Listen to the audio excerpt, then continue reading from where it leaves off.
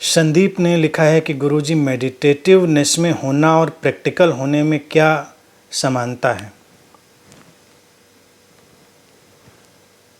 दोनों एक हैं। Meditativeness is totally practical, pragmatic. Practical का अर्थ कोई सेल्फिश मोमेंट नहीं होता। प्रैक्टिकल का मतलब होता है फंक्शनल यूटिलिटी। जो उपयोगिता है कार्य करने की वो पूरी हो, वो है प्रैक्टिकलिटी।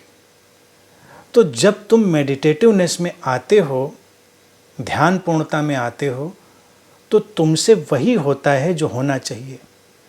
तुम वही बोलते हो जो बोला जाना चाहिए। तुमसे वही क्रियाएं घटती हैं जो घटनी चाहिए। कोई फिलोसॉफिकल क्रियाएं नहीं घटती।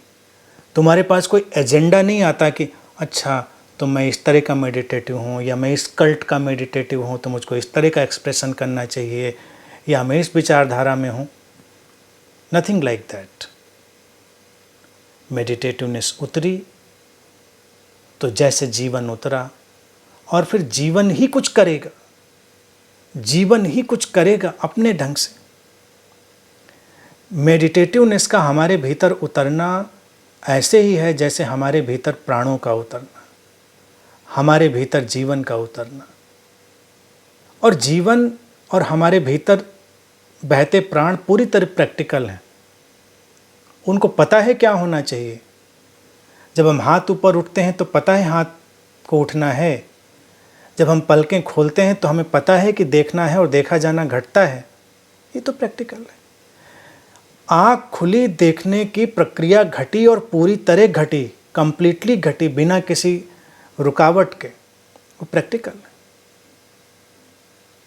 इसीलिए मेडिटेटिवनेस कभी फिलोसॉफिकल नहीं होती कि बस आदमी खोया है किसी दुनिया में, किसी अलग तरह के विचार में मुब्तला है। मेडिटेटिव पर्सन की कोई विचारधारा नहीं होती।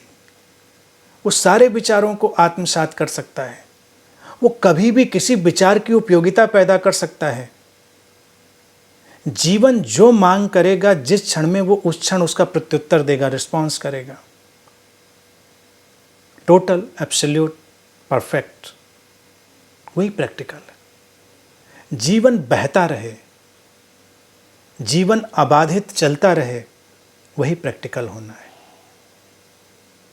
तो इसलिए दोनों एक हैं, एक साथ घटते हैं। मेडिटेटिवनेस घटी नहीं किसी के भीतर, ध्यान पूर्णता घटी नहीं कि उसका पूरा जीवन प्रैक्टिकल हो जाता है, यानी फंक्शनल हो जाता है, नेचुरली फंक्शनल हो जाता है।